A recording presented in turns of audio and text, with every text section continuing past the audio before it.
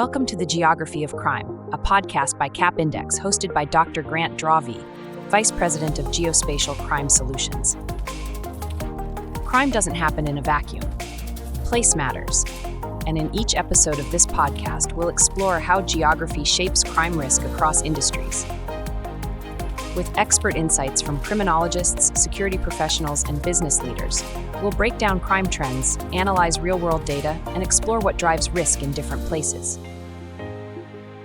Now, let's dive into today's episode. Create a tour of some of that, which kind of brings that context to what's going on in that area. Which brings me to, you're back at the university now. And what are you doing? We've talked about it a little.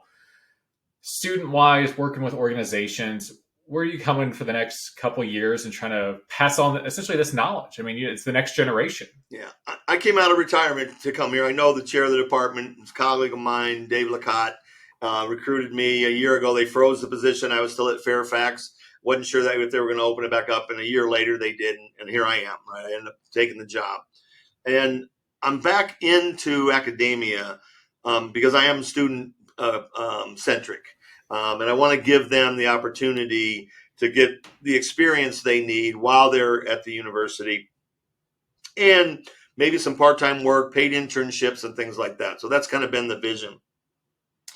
And last fall, I put in a proposal for creating a Center of Police Excellence. It's not complicated.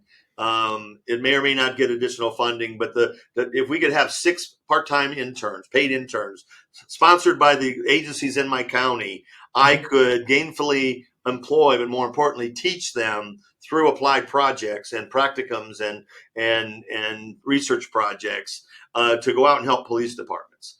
And so the idea, and it's a proposal, we don't have a center yet, but I've got buy-in from the local police departments in the county and the sheriff's department. And we're talking about even maybe concurrent with that, setting up a real-time crime center. We've got some space for that students could work in, right, and gain that experience. And, part of that is a sequence of our courses that they would eventually take. They take a fundamentals course and an advanced course, and then we do an application. It's like a capstone course. While they take the advanced course, we want them to do an internship in the center, in the proposed center. I got to use the right language here. And then when they do their capstone, they're actually doing a project that was submitted by one of the agencies. And it could be a hotspot analysis. It could be a POP project. It could be a staffing study, something a crime analyst would do, and they get to put that on their resume, right? And then when agencies around the state of Ohio need an analyst, or as this profession continues to grow, our analysts will be in a position and their resume will be, demonstrate their skill set, their knowledge, their abilities, and they've got this, actual a project that they can show.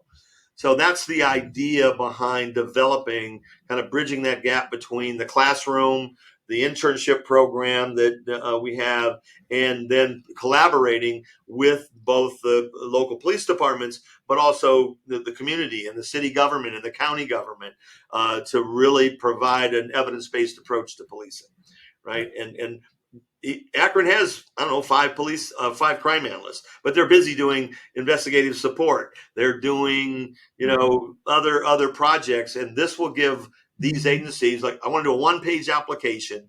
They would say, we would like someone to come and study this. And then we would develop that. But a very simple project. And the only criteria right now would be you have to be a police agency in the Summit County, Ohio. We hope to grow it to the northern Ohio, maybe to the state of Ohio. We would partner with other entities, other universities. But it's really providing that opportunity to grow, the pool of candidates and to provide our students, in the program, the actual skill set they need to be effective crime analysts when they get a job. I think that is absolutely phenomenal. I mean, that pulls on my heartstrings from like academic past of what I try to echo of. It's you offer applied opportunities, especially at an undergraduate level, which is hard to come by in that field. Realistically, it's usually during the master's, you get more hands-on approach to it. And you now have an applied skill set with some type of portfolio so you can show some skills that were learned during it. Tip of the hat to you, because I know that's not easy either, especially navigating those waters. I mean, anything, reach out. I think that's fantastic. At Tempe, when I was working for the police department, I was an adjunct professor at ASU. I got my master's there, so I kept teaching a little bit. I think I taught research methods or something. But we got a grant, and we were able to hire 6 paid interns. And then I talked my chief into continuing that, and we did it for about 4 years. It comes to about 15,000 to 20,000 if you pay 12 or 15 bucks an hour. It's a real great return for the investment. And it's a part-time job under 20 hours. So there's a lot of, flexibility there. But what we did, we called it an internship exposure program. And back when I went to undergrad, you did an internship and they had your clean whiteboards or not even whiteboards, chalkboards. That's the grandfather of crime analysis, clean chalkboards in his internship. And he made coffee and he cleaned up coffee cups after meetings. That's ridiculous. That is not an academic or intellectual partnership. So when I started that program, I made a full commitment that in a semester, and then we grew it so that if you did the unpaid 6 hours of credit, you were eligible for one of our 2 paid positions. But I could recruit anywhere from 6 to 12 unpaid interns. Oh gosh, yeah. To then want to get to the paid, and then they worked for a full year in their senior year and got to do that. When I got promoted, 2 of my analysts. I don't know if you heard of Sean Bear. He's just a little bit. He made a lot of money selling his software to LexisNexis, and a guy named Paul Bentley were the 2 guys I hired that were paid interns, and that's one of them. Paul Bentley became my boss, and Sean Bear created his own company, Bear Analytics, and has been very successful. Rachel Boba is a 3rd intern that started as an intern, and she now is a professor at Radford. Look at that, and big. So we used to joke about there's something in the water at Tempe, but we were just lucky, right? And I'm kind of the bread and butter guy. I'm a sports guy. You got to learn to throw and catch and hit before you play the game, right? So I gave a really basic education that tactical, strategic, statistics, those kind of things, and we put that to work. And that exposure program allowed you had to do 6 credits, and you did a ride along. You had to sit in an entire shift in dispatch and put a headset on next to a dispatcher and a call taker. You got a Q&A with a chief we did a luncheon for them. And it was just, and by the time those analysts got to that point, they were confident enough to ask some pretty tough questions. The average undergraduate's like, ooh, I don't know what to ask. I'm afraid to ask it. No, I mean, in some ways, I created a couple monsters, but I'm happy about that. And then we also they got to shadow a detective for a day. And they had to pick a project. So before they finished their internship, they could look at gangs. They could look at burglaries. And some of it was mapping. Some of it was statistics. Some of it was qualitative. I really allowed them a little bit of creativity. They had to get it approved. And they had to do that project as part of that internship. And then we graded that paper, and they couldn't publish it or do anything with it without us looking at it first, just to make sure there wasn't any PPI. Back then, we didn't call it PPI. We don't want anything going out that's going to be problematic to victims, to offenders, or get us a liability. You can't just do willy-willy what you want. We're going to review it but we'll allow you to do that if you want to publish it in an academic journal or through one of your professors. So it literally in a semester, we made sure they had, not only that they had the opportunity to do that, they had to do that. It was part of the requirements. And that, to me, is a phenomenal program, and in the long term sets up a nice pipeline. You see that a bit more now when the data science programs popping up. Let's get them with a company early on, more so in their sophomore year, to have that to where when it's senior, they're graduating, it's almost a job set up. Right. So once you have those connections set up, it goes a long way. And I will always champion do as many internships as possible. Yeah. Like that, it changes so much for us. And the sake of time, for the last question, what is the one part with crime data or the public knowledge on crime that really gets under your skin, grinds your gears, that you wish they would correct or just know a bit more about? Well, it's a little bit multifaceted, but I'll start on the basics. And even within a department, for example, there's not a clear understanding of the difference between call for service information or a burglary call and actually a burglary crime, right? And we need to be specific. We need to be deliberate about that ultimately. Mm-hmm. More importantly, I would get commanders who'd come in and say, hey, can you map where the hotspots are for robbery or burglary arrests? And I'd say, yeah, I can do that. But where do you arrest most of your people at? And it's either at home or at school or at work. I go, that's not where the crime occurred. So, once you do the investigation, you figure out where the best place is to arrest them. But that's not the hot spot to prevent crime. And so there's a disconnect. So that's one small tidbit that I would share to every agency in the country is understand that arrest data is not crime data. And you might want to plot where known offenders live, right? Sure. For geographic profiling or for investigative leads for a burglary pattern or a series. Absolutely. But that's not the same as where you arrested them at. And let's be real clear about that. So now those are kind of just understanding that. And the average media person who calls in and asks, they want information or crime data. Half the time they don't really know what they're asking, or through a FOIA request. And some of that we need to do a better job of their profession needs to almost have a internship or understand crime Very data much before so. you start asking about it. The other one that's going to be important, and I think it's emerging, and it'll be and more. I think they just stood up in Cleveland a data portal, and they included call for service data. So just making that available, because I'll give you a scenario. The average citizen will see a cop car, maybe lights and sirens in their neighborhood. It might have been from a 911 call, or they just came through, they followed somebody in and wrote a ticket. And of course, that citizen is like, hey, I saw a police officer. What was the crime? What was the issue? And there's no police report. Well, I know there was a cop in my neighborhood. Something had to happen. That's call for service data. Or we get out there, they're gone on arrival, or, it wasn't a crime. We know that about 15 to 20% of calls for service result in a criminal report. That means 80% of what the police do is either quality of life issues, or cats in tree calls, or missing kids that walked away at a picnic in a family reunion, or we're just checking the welfare of people, right? Or if there's suspicious activity, and by the time we get there, there's no sign of any foul play. And we need to better understand that. So that's one area. The other one that's, I think, the emerging trend has to do with George Floyd, and some of that is use of force, and as it's tied to call for service, traffic stops, subject stops, better understanding the dynamics of your department. I don't think my experience, and I've been 35 years in working in police agencies or with police agencies, 99% of cops are not racist. There are some, whether you call them bad apples, whatever you want to call them, that's certainly problematic that needs to be addressed.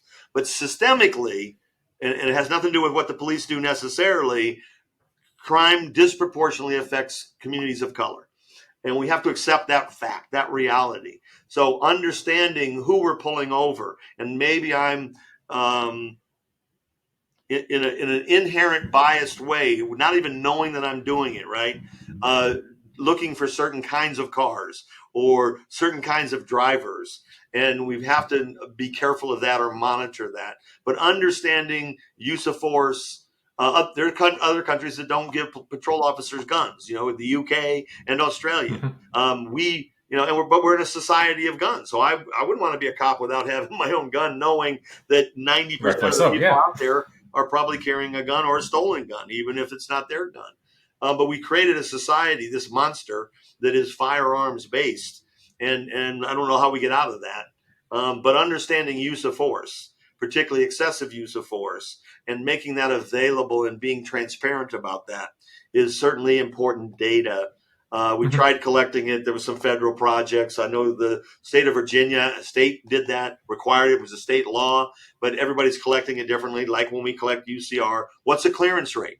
We don't track effectiveness measures.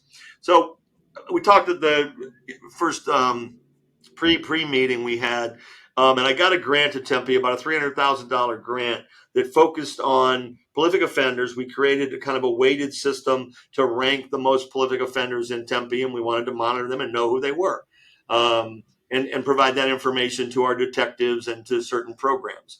But the other part was what we called CA metrics, or crime analysis metrics, and it followed sabermetrics. If you don't know what sabermetrics is, watch the movie Moneyball with Brad Pitt. But it was and one of my quotes for that is that crime analysis should be to policing what cybermetrics is to Major League Baseball. we need better measures of effectiveness. We need to know what police officer performance measures are to determine which ones are not, meeting the standard and which ones are exceeding the standard. And how do we do best practice? And how do we train lower performing officers to become better performing officers? And organizationally, squads or geographically, how can we better measure the work we do? And so that's a critical piece, and it's data driven, it's evidence based, right? And so some of that is, I'm still working on some of this in terms of what some of that might look like, but it incorporates, calls for service turn into crimes, and crimes turn into investigations, and investigations turn into prosecutions. I don't know any department that even goes back and tracks whether or not their case got prosecuted. Or even if the district attorney or the county attorney turned it down, why did they turn it down? Was it because they have a policy that we're not going to prosecute that, or the evidence wasn't here, or was it something wrong with our investigation? We're not learning continuous improvement if we don't ask for that feedback. We might do it intuitively. We might have a conversation and get angry at the county attorney as a detective, but we're not systematically studying why aren't we solving more crimes? Our clearance rates are abominable.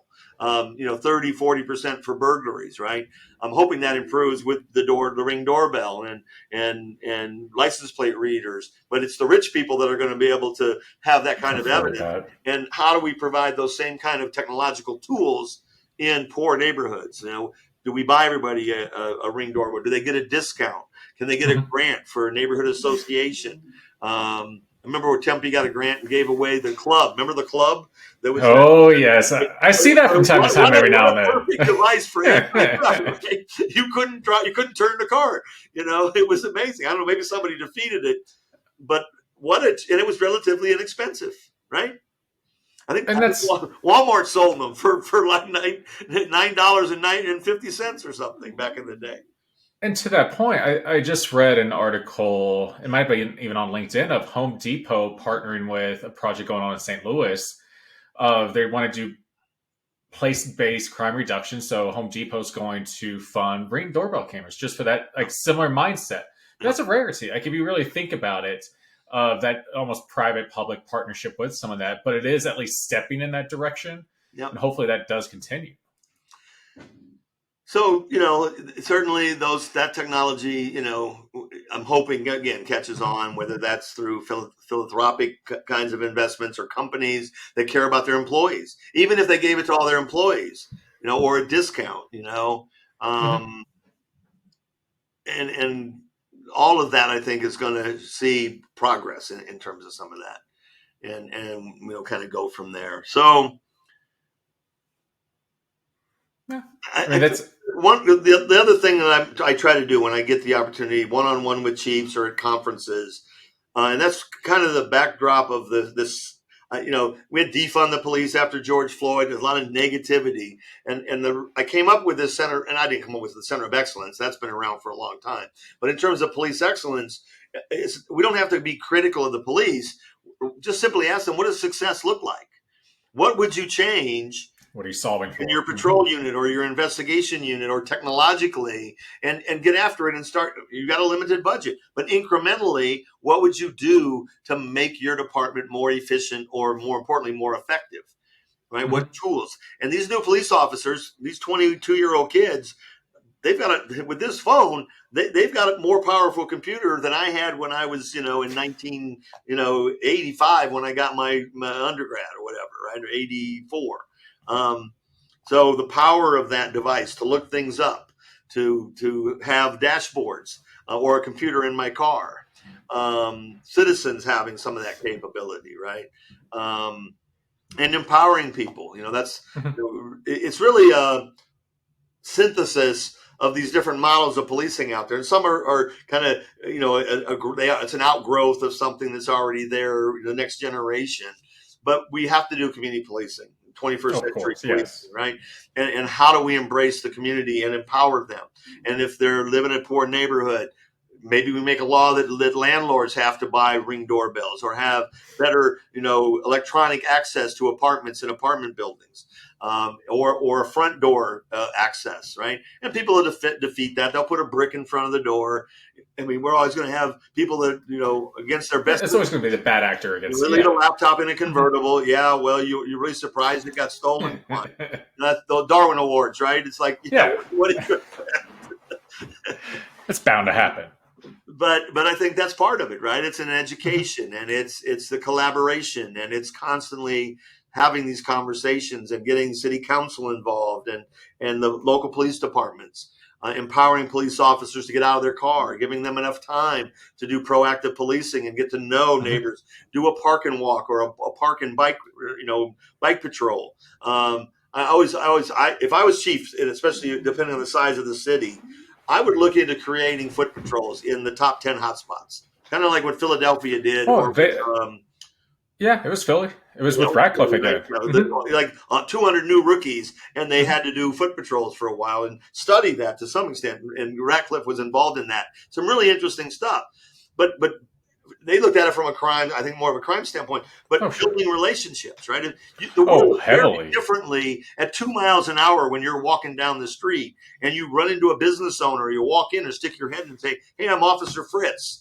I'm working your beat. I just want to introduce myself. Here's my card. If you've got any concerns, call the number and dispatch will, I'll come over and talk to you. Or if you've got any good intel or concerns about crime or disorder or safety, I want to be the person to talk to you, and I'll take that up to the crime prevention unit or to whatever, and I would empower every police officer some amount of the time to we've got to have enough manpower or personnel staffing to make a police officer. Now we have a staffing crisis, so that's part of the problem. Just layer that on.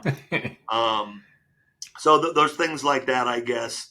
From an officer's wellness standpoint, and we wouldn't do this in any other industry. We have OSHA, we have other things, but two things I would institute for police departments. One is a mandatory lunch period. You have to take 30 minutes and you have to turn your radio off. Decompress.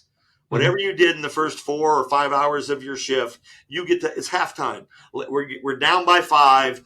Let's take a break and regroup, right? Just take a breath, do some mindfulness, get some food in you, get your energy back up, and then do your second half, right? That would be one thing. 2, mandatory health programs, whether that's blood checks, or just, a lot of progressive departments will have a workout room. Well, I'm going to give you, if you're a pro football team, you don't go out and play the game without running drills, lifting weights, don't come to practice, 200 pounds overweight, you're not going to be effective. We owe it to them to be professional, to, make sure they're in physical fitness and in the best shape they can be, because physical shape is also mental shape. Sure. Can you do the right things under the circumstances and make good judgments and things like that? Those two things I think would improve the choices they make in terms of de-escalation. I think it would help them do things like, I'm going to wait for backup, and they would be more prepared to do what they need to do. Chase a running teenager down an alley and not have a heart attack. And I don't know, but that doesn't seem that difficult to me. It's going to cost money because they're off the street. They're not answering calls. So you might need one additional officer for every squad to give everybody some time off. You might need to go, okay, you get lunch from 11 to 11:30. I get lunch from 11:30 to 12, in a squad of whatever size that is. And we have to figure out in a 4-10 schedule, you got 2 hours, you can work that in. But I think that would go a long way in terms of the wellness of police officers. Or just incredible. We do all this training, but I think those two fundamental things would change the nature of policing. And you're starting to see that pop up more and more from a DOJ funding to understand better. So I think that is being brought to light more and more on just officer well-being as a whole. Yeah. But I think that's important. Well, Noah, thank you overall for your insights. Truly, pioneer in crime analysis and crime mapping. You are a godfather in the field. So this has been a stellar conversation. I've appreciated everything. I've learned quite a bit. Any final words? Oh my goodness! Final words. Jason likes to ask that question, right? To the. Yeah.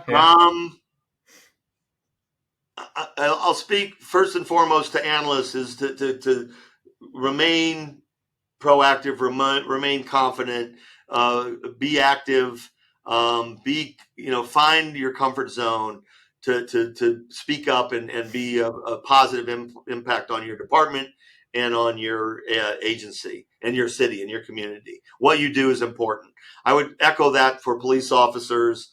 I think we have to do some things to entice other cultures and communities to be a part. A 30 by 30 program, recruiting officers from the African American community, from the Hispanic community. We need to study that to find out what would it take to engage them and become a more diverse police force. So those would be the two things that I'm hopeful that chiefs of police and city councils and county commissioners don't just talk the talk, but walk the walk. Find ways to make that happen. So, pleasure meeting you, Grant, and I hope to help or sit on some panels with you or get to know each other. That's it for this episode of the Geography of Crime. Thanks for listening. If you enjoyed the conversation, be sure to subscribe on YouTube or your favorite podcast platform so you never miss an episode. And if you found this discussion valuable, share it with a colleague or leave us a review. It really helps. Thanks for tuning in, because when it comes to crime, place always matters.